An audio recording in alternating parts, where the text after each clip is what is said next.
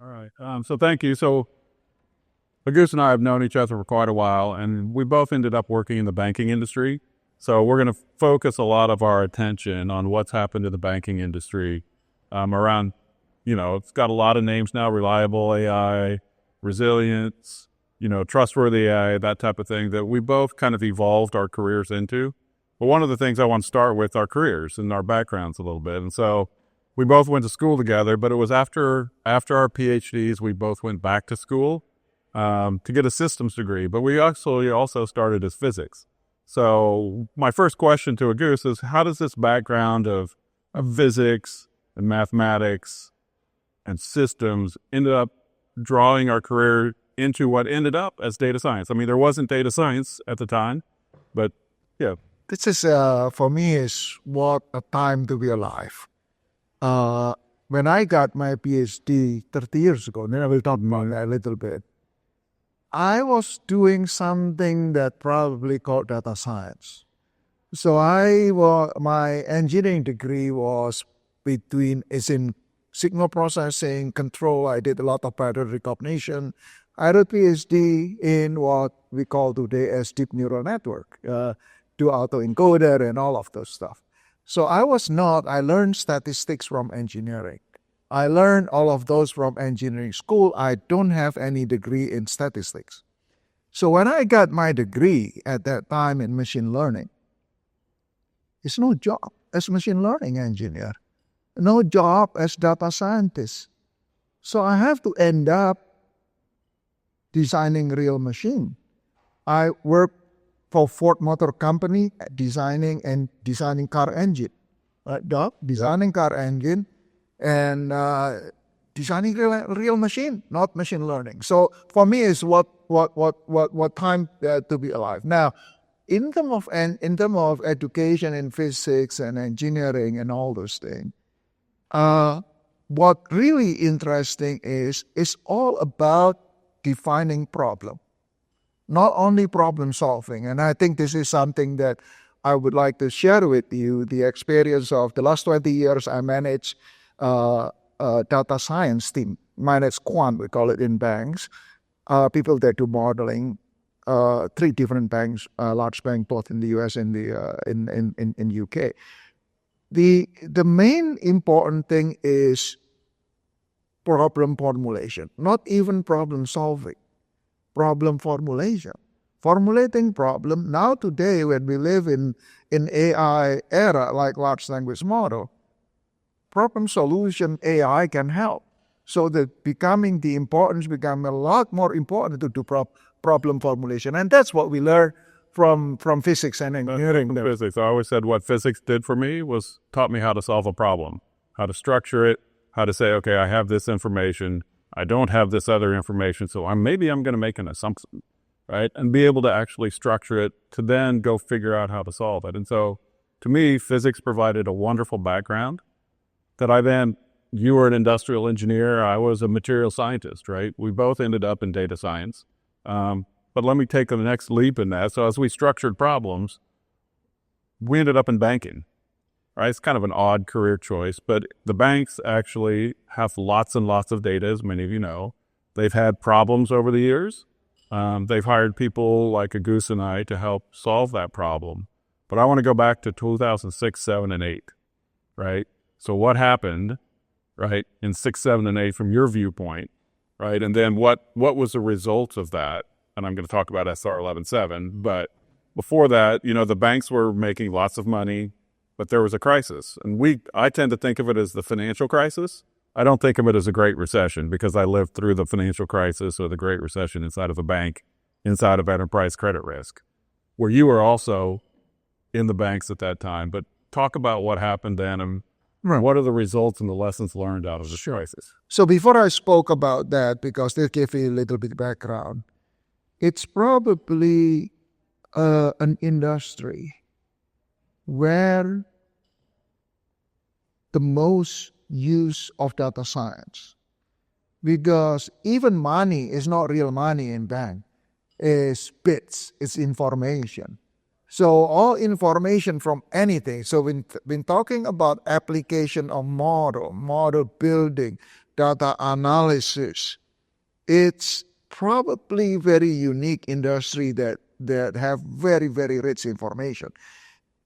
When I left Wells Fargo early this year, we have about 1,500 data scientists, 1,000 of them in the US, about 500 of them are PhDs. And we manage several thousand models, and we'll talk about that. Every decision that is done in banking are very, very data-driven, very model-driven. When you lose your credit card, you make a phone call, you want to get replacement.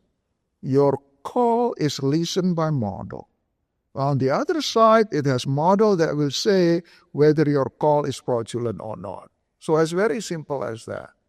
When you complain, your complaint will be summarized by model, will be categorized whether what kind of complaint is this and routed to people so that the complaint will be handled very, very rapidly. By the way, complaint in a bank, if you complain about your product in a bank, it has to be solved within 10 days from the time you complain.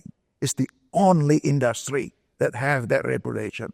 It has to be solved by 10 days. If not, we'll get reported to regulator and they get slapped, right? The only thing, if you have problem with your AT&T or Verizon, good luck, because no such regulation.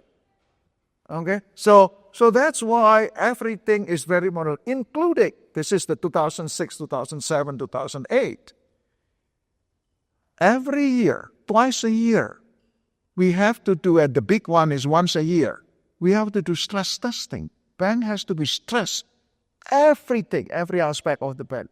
We run about 600 gigantic model to say whether this bank will survive, our bank will survive or not.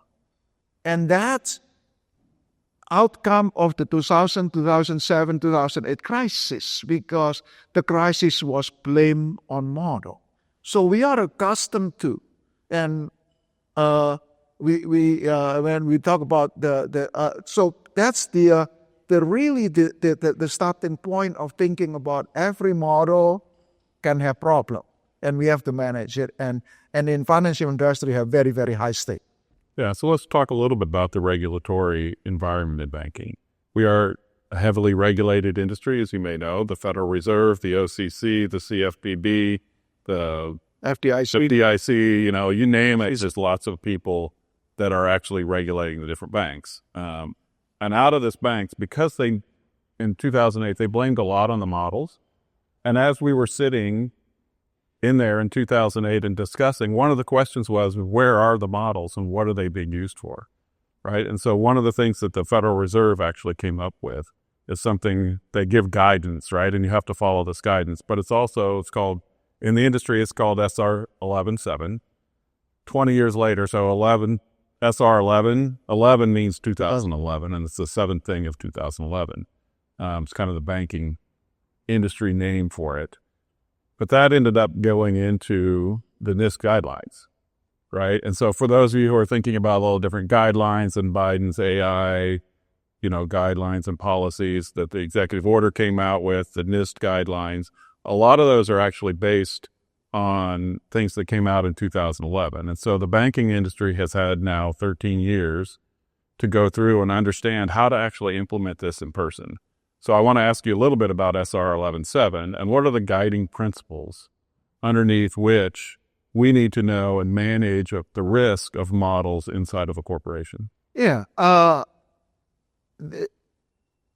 This become what practice today known, if some of you, but by the way, it's highly recommend, I highly recommend to read SR 11.7 because that changed the entire industry, creating so many jobs. But I'll talk about a little bit the structure. This is what we call it today is model risk management.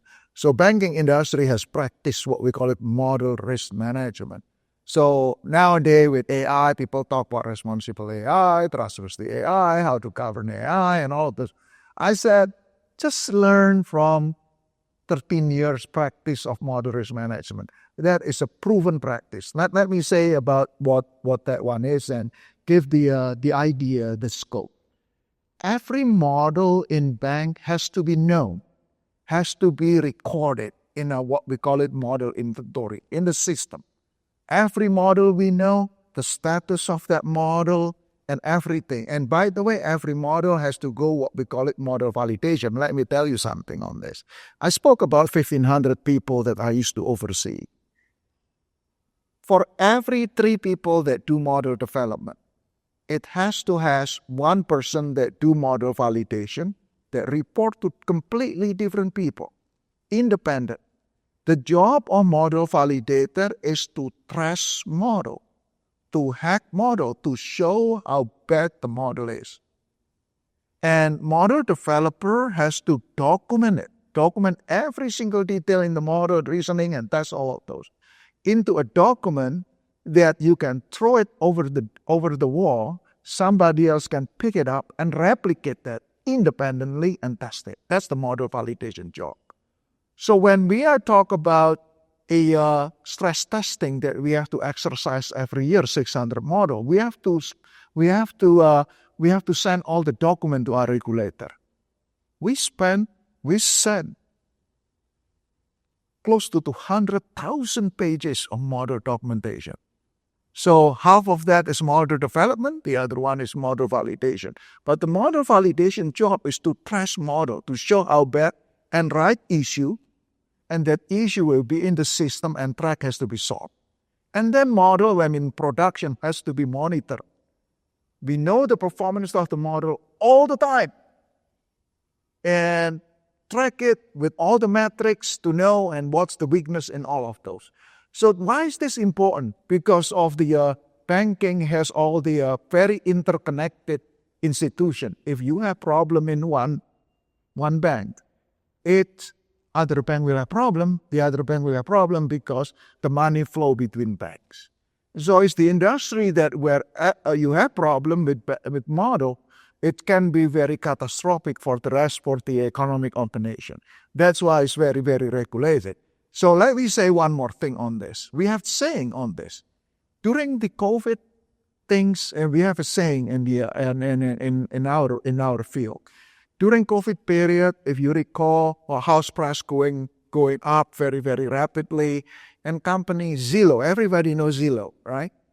Zillow, the listing company, and if you remember a couple years ago, they have problem with their business, with their model. They have to lay off 1/3 of the people in the company because of one model of the house price model that they have. So we have a saying at that time: don't get Zillowed. Okay, don't get Zillow, because it's very interesting. Their model is to attract people to list when they sell their house to their website. So what do? I make the price higher to attract people. Now they enter into the business, they want to buy and sell. They want to buy the house, fix it, and sell it. So what's the problem with that? If your price is too high, you're going to lose money. That's what they end up. So this is what model. So we said don't get Zillow. And about a year ago, we have a saying, don't get Silicon Valleyed. Because Silicon Valley have problem with their liquidity model. I experienced it. Silicon Valley Bank. Silicon Valley Bank. Don't get Silicon Valley. Know that?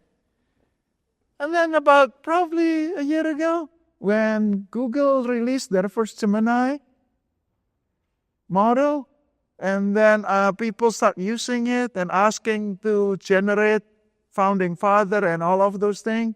So what happened? The people think that Google has a woke culture, right? Because it produced black, the founding father are black and the women are Asian. Okay, at that time we say don't get Google, right? Don't get Google. You have problem with that, but it's all the fundamental problem. They say, it's Google culture, and there's nothing to do with that. They give too much credit to Google. It's a basic, what we call it, in model risk management, is conceptual soundness principle, which is start with the data. So if you look at the founding father, and one day I went to I was in New York early. I was staying in Times Square. So I decided, let's go to a watch show. So I ended up went to a Hamilton show, which is wonderful.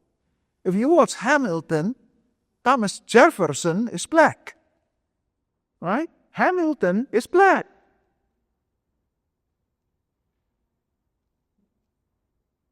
Everybody is black. And the wife of Hamilton, wonderful singer by the way, is Chinese. So all the data in the internet is like that. So when you train deep learning to do that, for sure, it will produce black founding father. So that's all the things that we talk about model risk management. So I want to go back a little bit. We'll come back to some of that in a little bit. But one of the questions that I love to ask for people that aren't knowledgeable about model risk management is, do you have an inventory of your models in your company or in your university?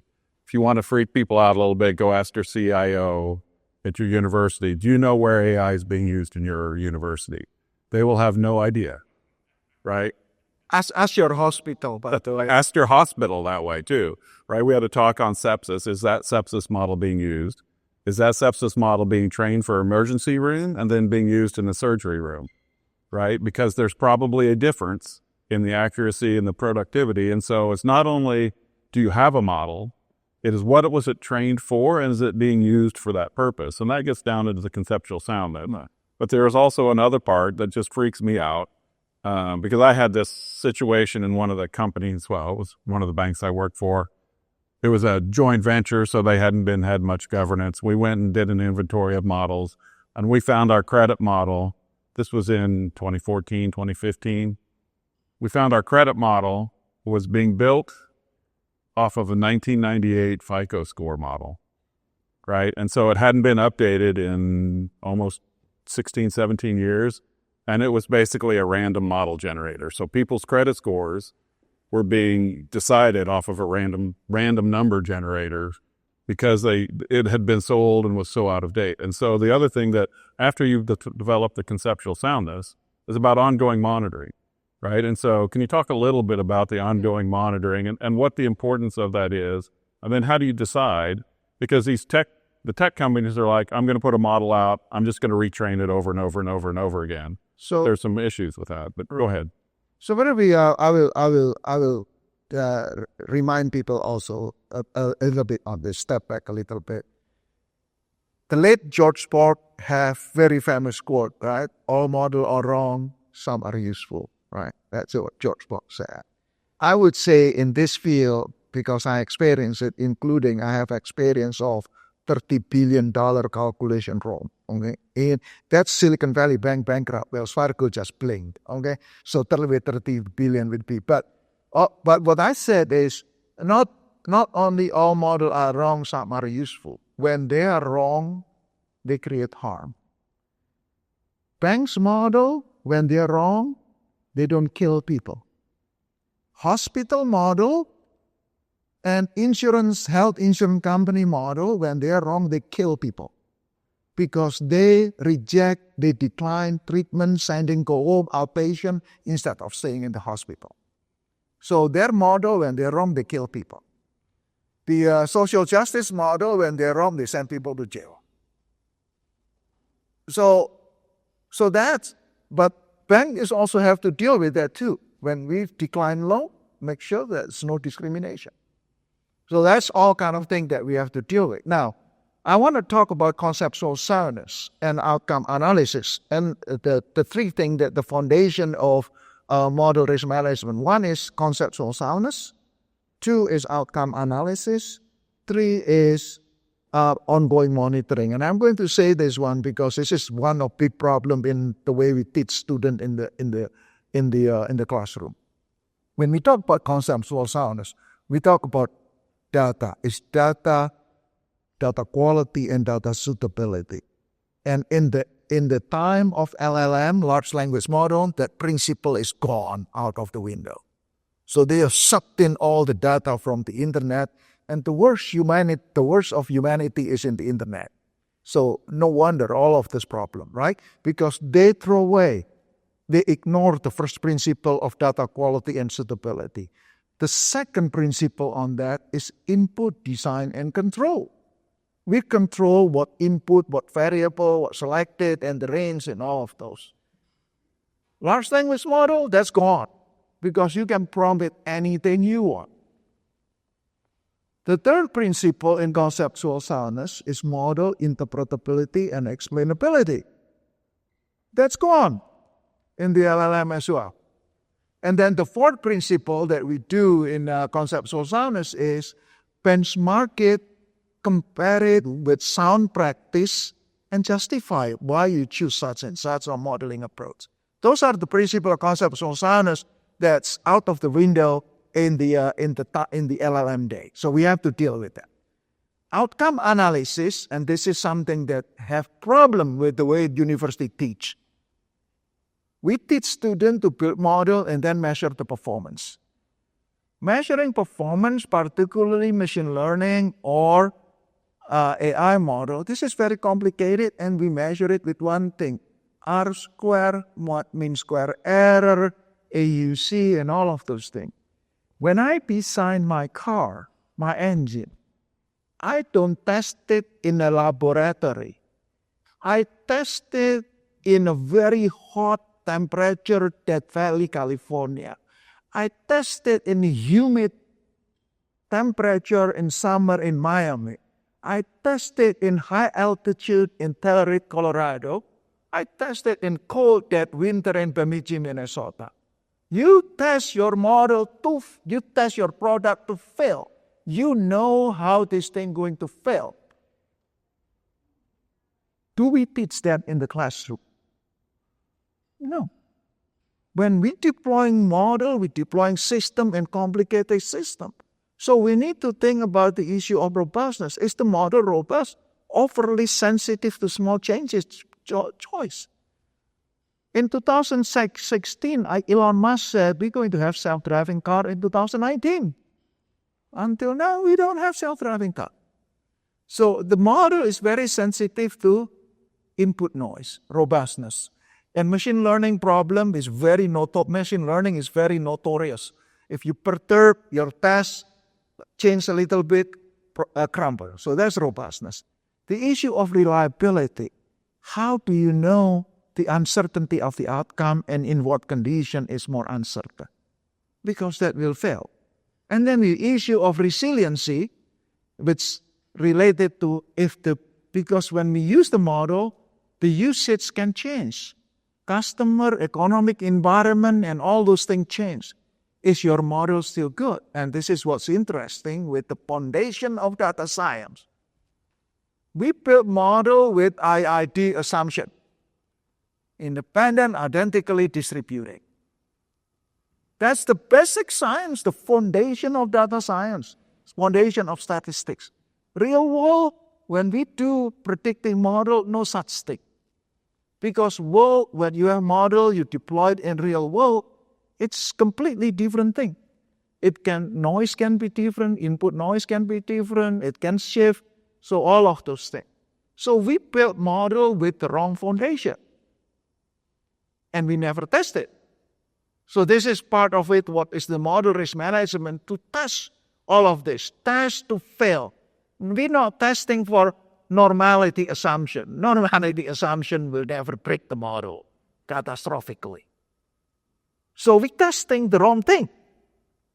So we need to think like product, because model becoming like product. When it fails, it has really humongous consequence.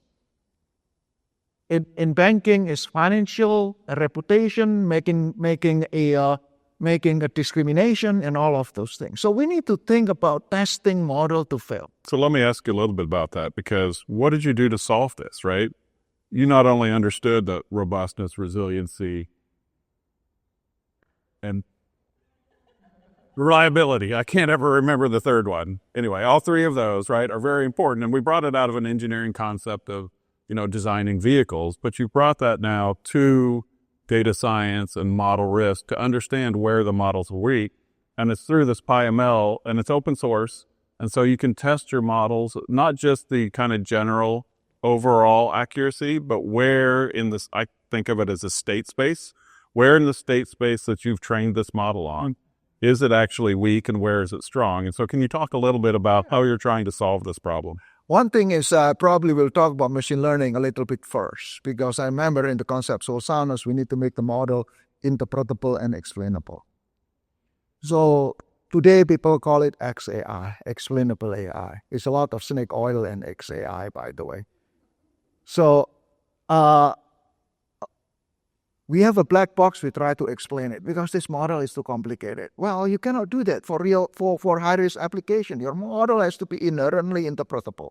We can build machine learning, we can build neural network, we can build a gradient boosting machine, and we control it right, control the architecture right. We can make it inherently interpretable. And I wrote series of paper on this one, and we put into software. So if you try PyML, you can build gradient boosting machine, you can build deep neural network that is inherently interpretable, not black box, because you cannot do that for application like credit decision. It has to be inherently interpretable, but it will be high performance machine learning. So we can do that. So that's a lot of things that we built, part of our tool that we call it PyML, so Google in PyML. And then I talk about the testing, the robustness testing, the reliability testing, the resilience testing. That's what the in this. Okay, so thanks, Goose. And so I would recommend anybody, we're actually starting to teach this in UNC Charlotte. We have a model risk class. We teach PyML and how to do this. But I also want to start talk about now is how do you think about, robustness, resiliency, and reliability in large language models when you don't actually know what is in the model, right? So let's move to that. And because you've got a lot of thought about how to control, and can you, and actually I'm going to prime you on this one, should you, right, determine the validity of a large language model by putting and testing it against another large language model, right? To say, hey, if this one does this, is that actually accurate or appropriate, by testing and putting the same into a different large language model and then calling it good because you have two large language models that agree. But I'll let you start to answer that. Sure. I talk about the principle of conceptual soundness, outcome analysis, and ongoing monitoring. Those are applicable to language model too. And there are a big difference between the traditional predictive model to large language model. In predictive model, we have a lot of data. And we can split the data, we can do all those things, and we can build model with this set of data and test it with another set of data. So we can do that. In language model, we don't have that, right? We start with, okay, the model is already pre-built out there. So building model, building application is not so much data science exercise. It's more technology exercise. We want to have low latency. We want to be able to run compute cheap and all of those. So building application and building model is becoming a technology exercise, not data science exercise.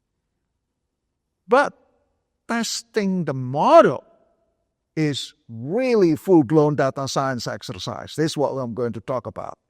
Testing model to make sure that the model is reliable, the model we can trust, the model can be used, is a full-blown data science exercise.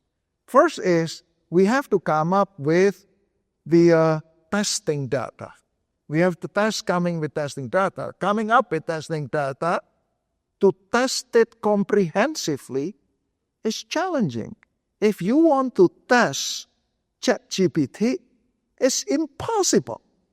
It's impossible to test ChatGPT. Why? Because it's unbounded. The input is unbounded, the output is unbounded. So we need to use the second principle in conceptual soundness, bound it. Bound the input, bound the output.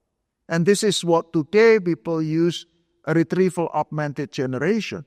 The answer is not coming from large language model, the answer is coming from your document. So you bound it. I am going to answer with information from this collection of documents.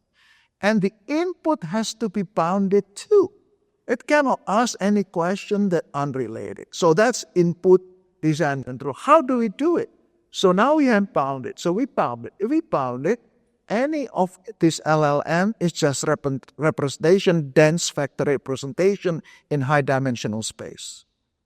No more than that, right? Every token, you're going to transform it into dense vector representation in high-dimensional space, 768 or 2048 or 4,000 something dimension.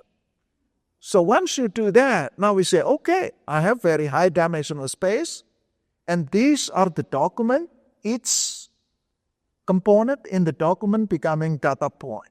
So now we can sample it. Sample it instead of random sample.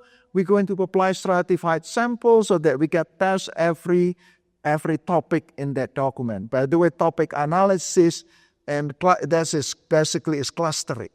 And then you have high dimensional problem. You have to reduce it to the lower dimension, to clustering, to stratified sampling. So full data science exercise to select sample. Once you sample it, now I am going to test it. If we have to create a question one by one, it will be take a lot of time because that's very manual.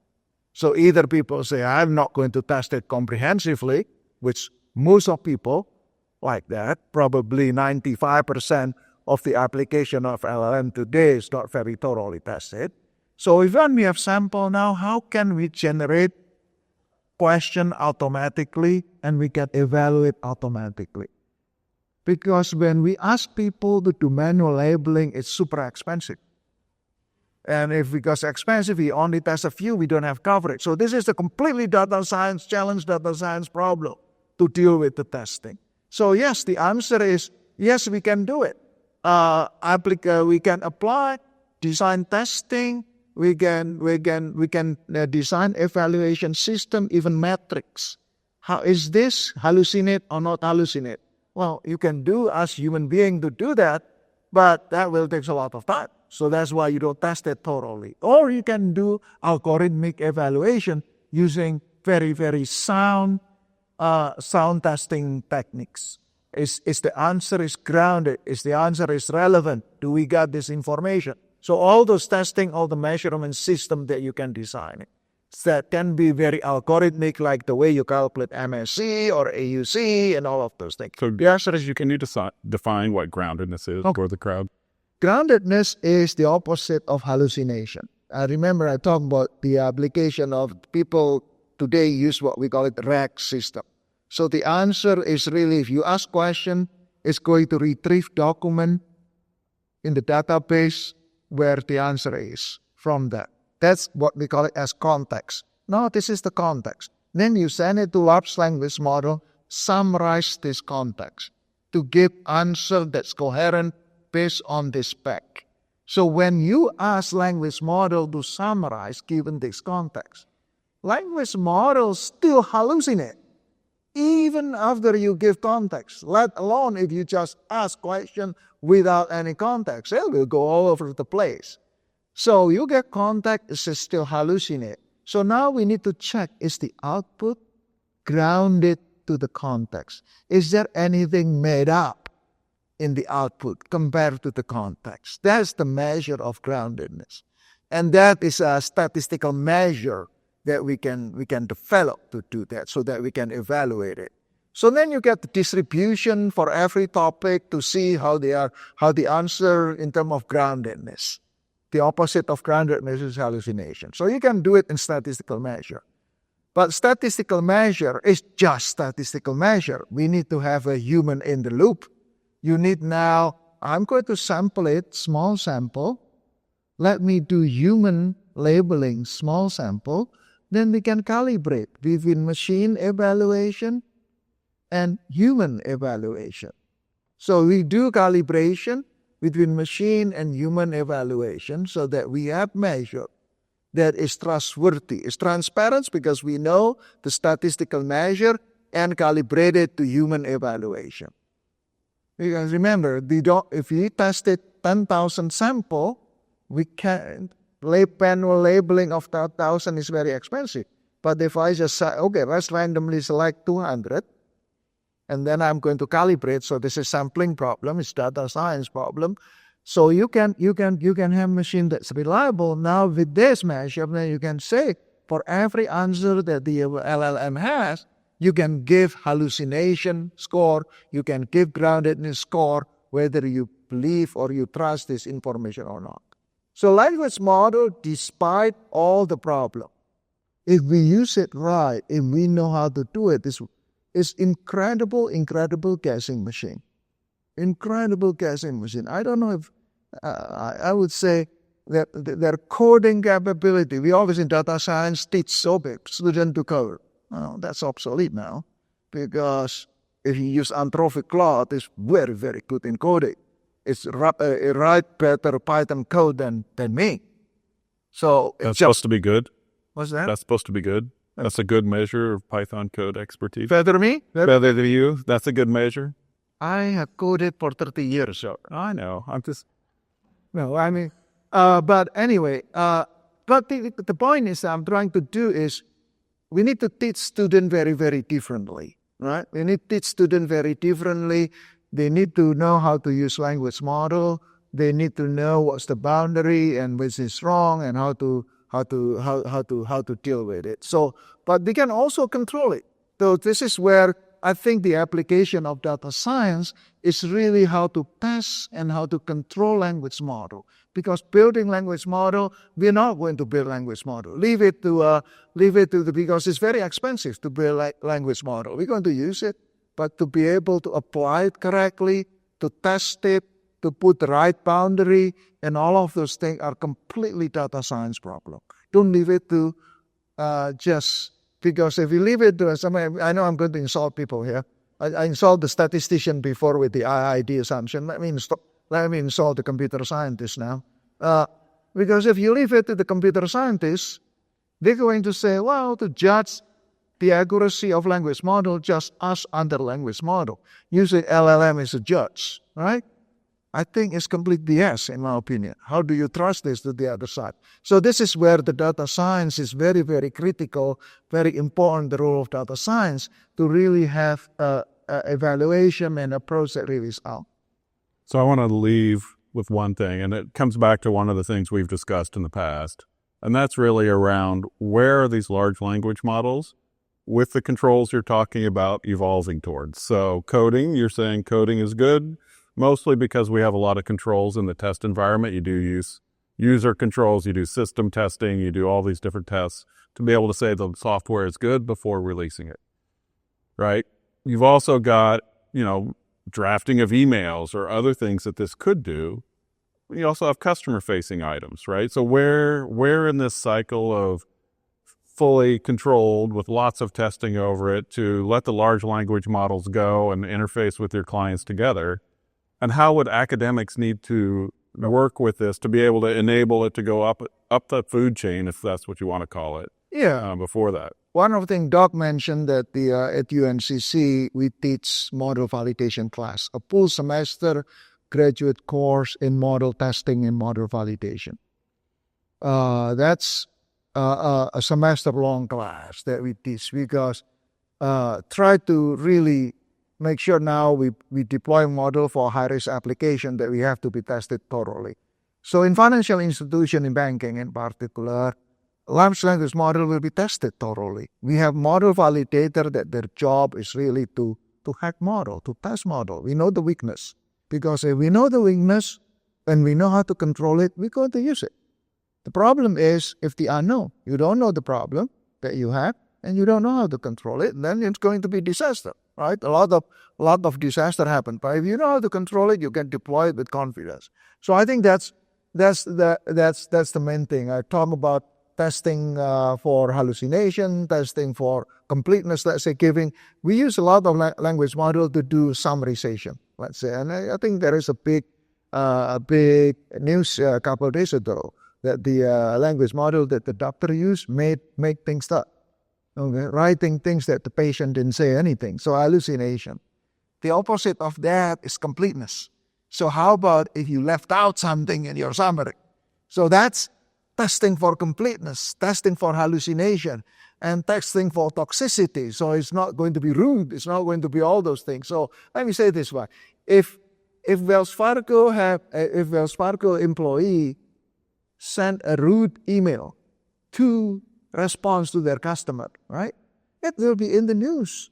It will be in social media for a few days, probably a week, and then gone. But if Wells Fargo large language model send rude email, it will be front page Wall Street Journal. The CEO will be called in Congress. It will be chastised in public, right? It will be all those show on C-SPAN and NBC on the chastising the CEOs. That's the thing that we have to deal with, because if people make mistake, people are very tolerant. But if model make mistake, people have no tolerance on this. Great, thank you. Yeah. I think we're just going to open it up for questions, and I'm going to have to give up my mic to Michaelan. Yeah. So are there any questions?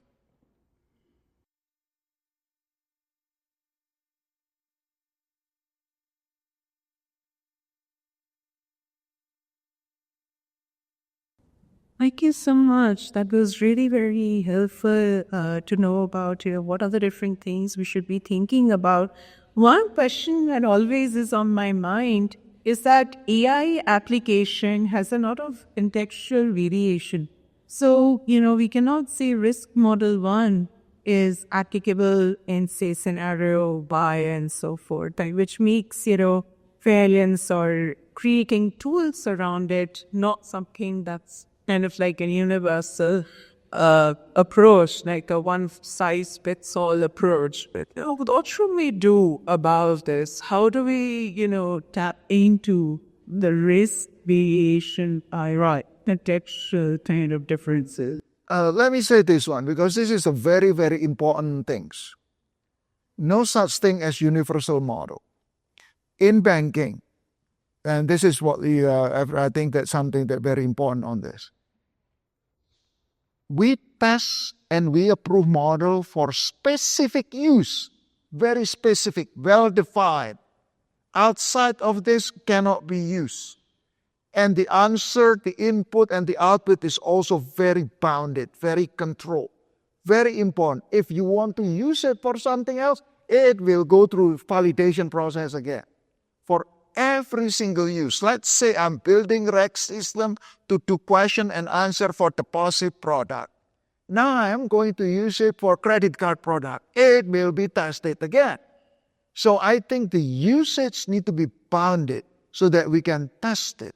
Because any things like OpenAI stuff, if you want to deploy something like that for real world, beyond mindless entertainment, it's very dangerous.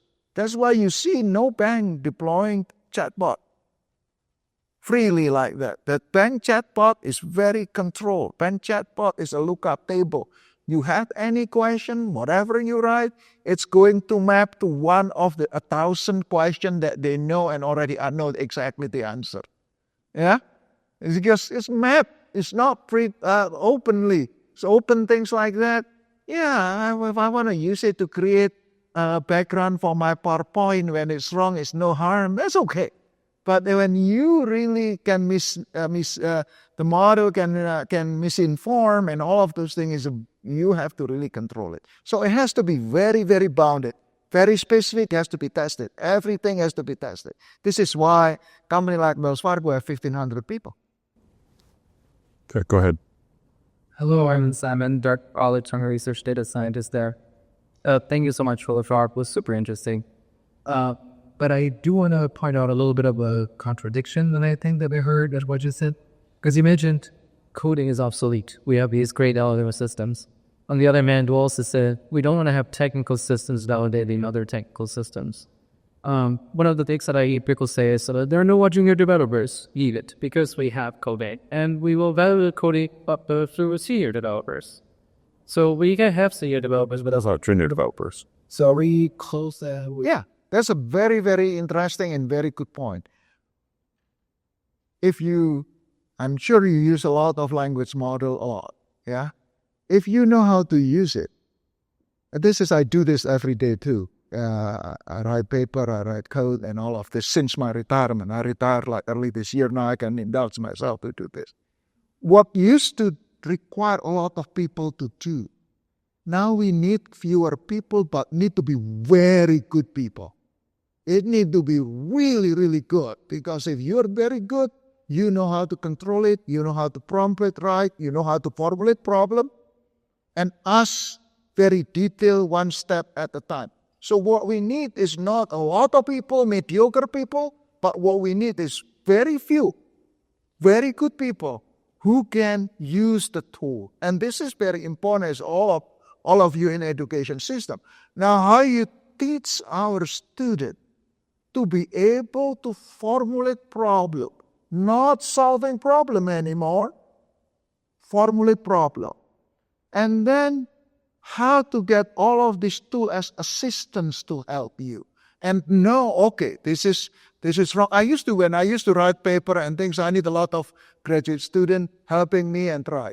Now you don't need that one, or you need less, because you can instruct, you can test it, but the driver has to be expert. The driver has to be really good. So I think that's what it is. I'm not saying that we don't need junior people, we don't need all the, but we need people that can really formulate problem and then finding the solution and check. So give me the microphone. So the other piece of this is, as we're moving things, is really the teaching of critical thinking. So it's going from a syntax. So we don't necessarily need to teach syntax as much anymore. There's going to be a slow transition. It's not going to be as immediate as Agus thinks. But really the critical thinking and the problem structuring is really how we need to move our talent into different ways of doing that, instead of just, making sure the comma or the semicolon is in the right place. So it's really different. And I keep thinking, instead of coding 1 and coding 2, it's critical thinking 1 and problem structuring 1, right? And so there's a different way that I think we're going to have to structure, particularly our computer science courses. But it's also like we redid our statistics courses now, right? So we don't necessarily teach how to do standard deviations as much anymore as we used to, right? In our Statistics 101 class, we teach them what's important about the standard deviation and what does variation mean in the context of the problem you're solving. I think that's one of the things that we're going to be evolving from. The two professions that are attacked by this, one is computer programmer and 2 is data scientist. So many code out there about data science. So many code. People writing tons, millions of lines of Python code to do data science. So if you ask language model, Claude in particular, don't ask ChatGPT, because ChatGPT will be all over the place. If you use Claude, Anthropic, which is better on this because of training data, it's a very wonderful thing. It speed up, and you can spot, oh, this is wrong, let me fix it. This is wrong, let me fix it. Don't need to know how to do it. But the student your student need to know, spot the error to fix it. And okay, this is not the way you ask the question, because if you ask, it will get this answer. I need to ask this way. So I think that's kind of things that need to be, really, we need to have a second thought on this. Well, the question is about regulation. Talking about regulating AI bombs all over the place. You come from an industry where you used a lot of regulation. What are your thoughts? Yeah. I think be careful what you ask for. If you think about it, why Big Bang prosper? Why JP Morgan, Wells Fargo, Bank of America, Citi, and all of this Big Bang prosper? You know why? Because they are heavily regulated. So newcomer want to come, it's so difficult, so tough. Regulation can protect the big guy, so the little guy will not be able to do. So the big Silicon Valley, OpenAI, Microsoft, Google, they want regulation. For what? To shut down everybody else. To shut down open source. So be careful what you ask for in terms of regulation. If we learn from banking, that's exactly what happened. So we talk about fintech, talk about those things. Where's the fintech can be big? No, nobody become big. When they want to be about big, they have to purchase bank. Yeah, so we need to have the right regulation that will make it even playing field. But unfortunately, the money that flowing to the lobbyists are the money from those. So you want to regulate that, right? You want to regulate it so that nobody else can play this. It's become a few winner. So that's my view. So we need to have the right regulation so that not the government won't pick a winner. So I'm going to ask you another question. Do we have someone? All right, never mind. I'll go off. I'll be quiet. Yeah, thanks. So thank you for your conversation. Completely on board in terms of the fact that in computer science and data science, we often don't teach the things about construct validity and problem formulation, and we need to do so more. But I also want to ask kind of how much exposure and interaction you have with the social sciences, because I feel like that is very much the foundation of a lot of tools. Want to start? I'll start. Let me start. Go ahead. I'm going to start because he'll keep the mic. So that's one. You've hit on a point that I think is very important for especially academics and the teaching of our students. And that's the approach we've taken at UNC Charlotte, is to make sure our social scientists and our philosophers and our humanists and the others are highly integrated into our school. And so we have 26 different departments represented, many of them in the social sciences and in the humanist departments. And so I think it's critically important. And there was a discussion earlier today about who teaches the ethics. And I think the philosophers are a hell of a lot better than we are. But there's some argument over that. But I actually think the two fields together are actually greater than the sum. And so that's where I'm going to go. Then I'll let Agus talk to us. It's a very, very good question, because if you think about, I'm going to speak from industry, from bank side. Yeah, talk about the academic, I talk about the bank side. I talk about the 1,500 data scientists that I have, right, that I manage.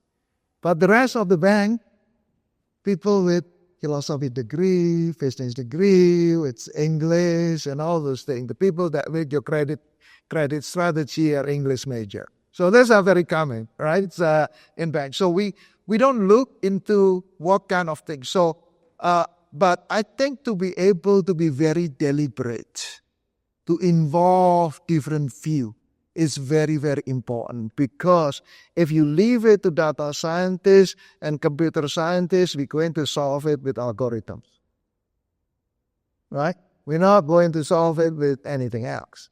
And the problem can be bigger than that. I'll give you an example why this is important, and this is where the role of model risk management as well. When COVID-19 hit, Everything broke. the head of innovation said, we're going to use AI to decide which banking center, which branch to be open or closed because of COVID-19. So came to my desk and said, not a chance in my life, because I know what you're going to close. Before even going build product, before even we build this model, you're going to close the branch in Bronx, because that's the area, the minority area going to get hit very hard. So this is the important of things that beyond algorithm. So we lump it together, but typically social science or something, but it really need to think beyond algorithms. So really, what is the implication? What is unintended consequence? Thinking about unintended consequence, we need diversity. Yeah. Because that's people with different perspectives. Okay, go ahead. Okay. We have one more question over here, and then we will wrap it up. Thank you so much for the insightful chat. I loved hearing that big businesses like the banks know that they need to take accountability if there is something wrong with the models that they are using, implementing or training them. Especially like for banking, investments on all those important things. But I was wondering if if they also pay special attention to the models that they use to screen candidates. Because I know big companies can have manual people doing the manual labor or screening the candidates, and some use video interactions and gates to screening the candidates. So do you know they also pay the amount of attention so that So, I mean, there's biases. Souls in so I'll tell you what I did in banking, and I said no HR models. Now, I don't know where they are today, but when I was there, we basically prohibited anything from evaluating job candidates. That was right after Amazon came out with discriminatory analysis, but I'll let Agus answer. Kit Sonderlich is one of the EEOC commissioner, is a good friend of mine. And several years ago, he came to me. We didn't know each other, so he called me, he talked. We want to know about model risk management, right? All those things. And we want to know all of this. So I know because I went and we say, okay, I brought my lawyer and all of this thing because it's lawyer to lawyer and all of those. So I went to the head of HR, right? We don't have any inventory of model in HR, and we will never have model in HR. So that's the level that we do, because we will not have model in HR. So I don't know any banks use screening model for that. If they do, we will run into trouble. Okay, they will run into big trouble. As the most senior guy, I have to go to court all the time. Yeah, it's not only the reputation is good, but also you have to you are called in court. You spend 3 days, 7 hours per day, grilled by a lawyer on the other side, all the time, and you have to be able to defend it. So I think those kind of things that we have to be very mindful. It's good to have something like that because check and balance. Make sure it's not happening. So, but after saying that though, in banking, it has group called fair banking. The fair banking group is the group that has to test model that may produce discrimination. So every loan, anything related to loan has to be tested. Marketing has to be tested so that you don't discriminate older people and younger people, male and female and all those things. Which is kind of, it's interesting. It has a talk this morning about micro-targeting or something like that in social media. That social media can do. Back, if you do micro-targeting, you're going to get sued. Or you're going, CFPB will come after you. So that's because of the discriminate, but by nature, if you do micro-targeting, you do discrimination. And I have to be very, very careful on that. I'm going to wrap up. All right, so there's one, I'm going to leave you with a teaser because it's on this topic, and it's out of the CFPB. There's something called LDA, right? And so this is something that I know a lot of people in this room work on fairness and bias and ensuring that our models are safe. The CFPB has come up with a concept called LDA. It's called the least discriminatory alternative, right? So even our CFPB, our regulators are going and not necessarily saying, nobody wants to discriminate, but our models are going to. And so what's the least discriminatory analysis? So we'll leave you with that. If you want to ask questions with that, I think we'll stop now and then we'll be around. Yeah.